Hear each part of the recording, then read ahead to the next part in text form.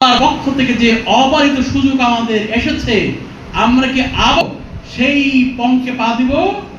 আমরা কি আবারও সেই সুযোগটাকে হারাবো? আমরা কি আবারও এমন ব্যক্তিদেরকে ভোটের মাধ্যমে আনবো যাদের দ্বারা আমরা বারবার প্রতারিত হয়েছি, যাদের দ্বারা আমরা বারবার নিষ্পেষিত হয়েছি?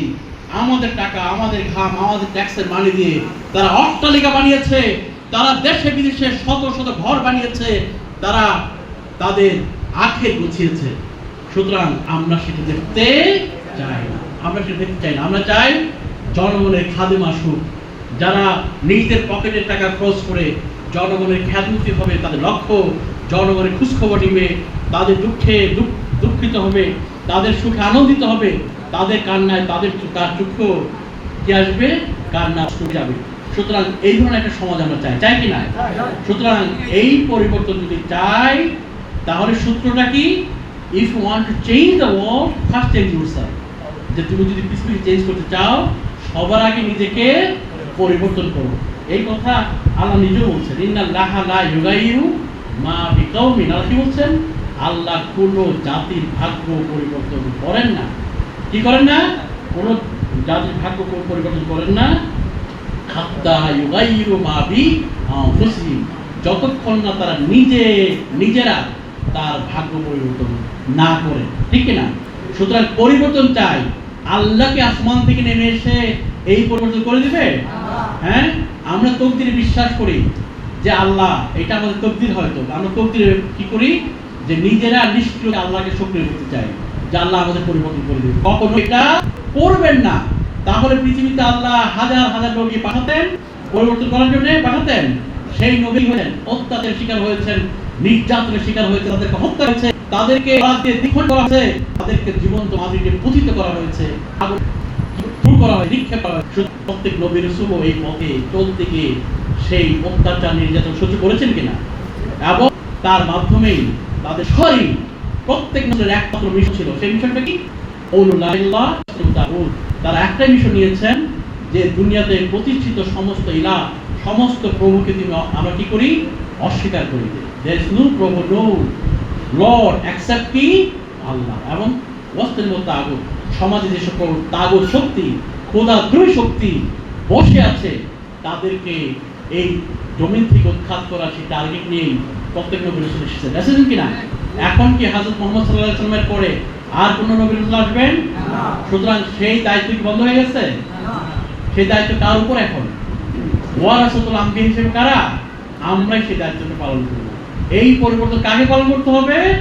আমাদের পালন করতে হবে। সুতরাং সেই দায়িত্ব যদি আমরা পালনে ব্যর্থ হই, প্রত্যেক নবী রাসূল যে কারণে এসেছেন, দায়িত্ব আজকে সময়ের ব্যবধানে আমাদের ঘাড়ে এসেছে, সেই দায়িত্ব যদি আমরা পালনে ব্যর্থ হই, অবহেলা উন্নাসিকতা প্রদর্শন করি, আল্লাহর কাছে কখনো আমরা জবাব দিতে পারবো না। আমরা ঈমান এনেছি এই কথা বললে কাল ছেড়ে দিবেন?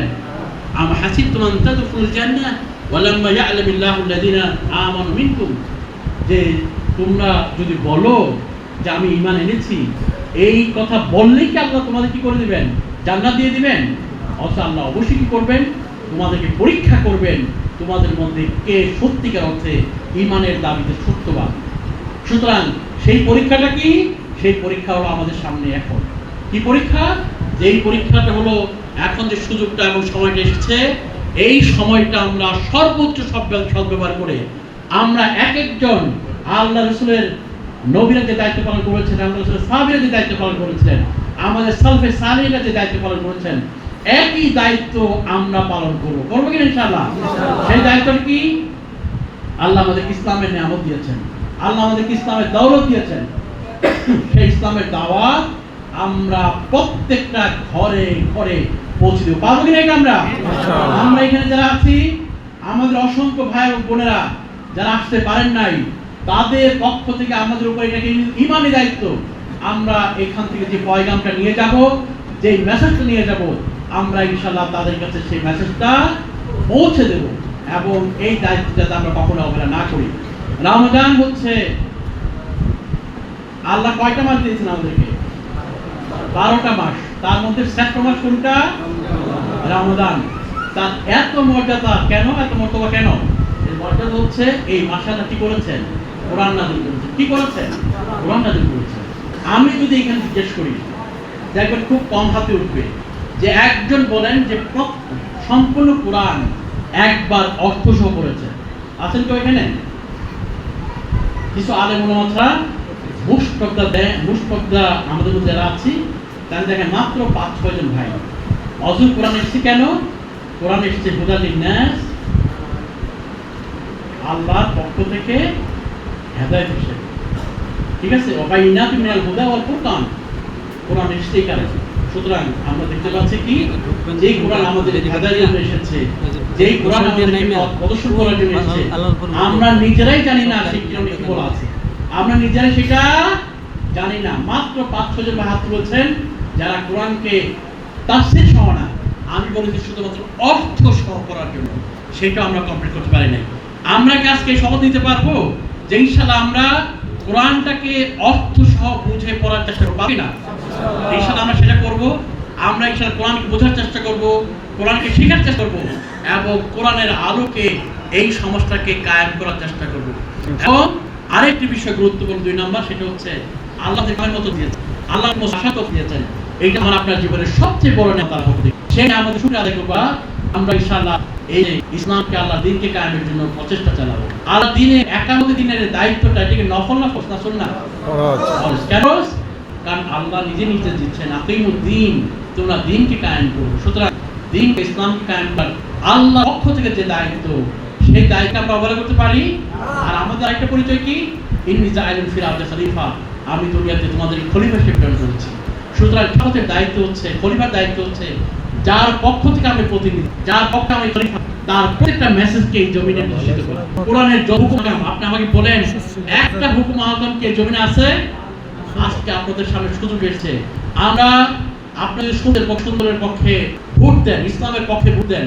ইসলাম সংসদে, সেই সংসদে কি হয় বলেন তো? সেখানে আইন পাস হয়।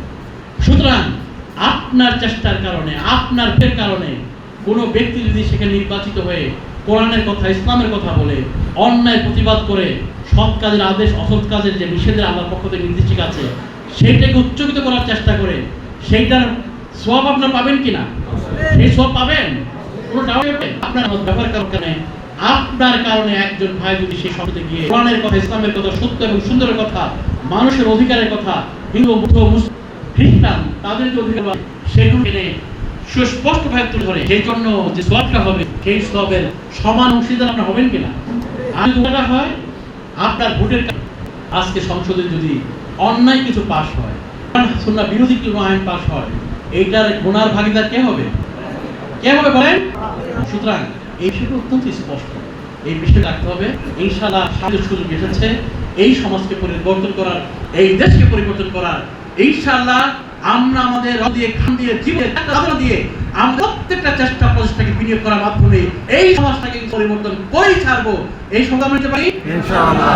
সেই শপথ নিব, আমাদের চেষ্টা প্রচেষ্টার মাধ্যমে ইনশাআল্লাহ এই সচেতন হবে, একটা সুন্দর শান্ত সমাজ প্রতিষ্ঠিত হবে, একটি আমি সুন্দর সকাল প্রতিষ্ঠিত হবে। আমাদের ছেলেরা, আমাদের মেয়েরা সুস্থ শান্তি থাকবে, তাদের ফিউচার অত্যন্ত ব্রাইট হবে, দুনিয়ার কল্যাণ এবং আখিরাতে মুক্তি নিশ্চিত হবে। আল্লাহ আমাদেরকে এই ধরনের একটা সমাজ প্রতিষ্ঠিত করার তৌফিক দান করুন। ওয়া মা তৌফিক ইল্লা বিল্লাহ।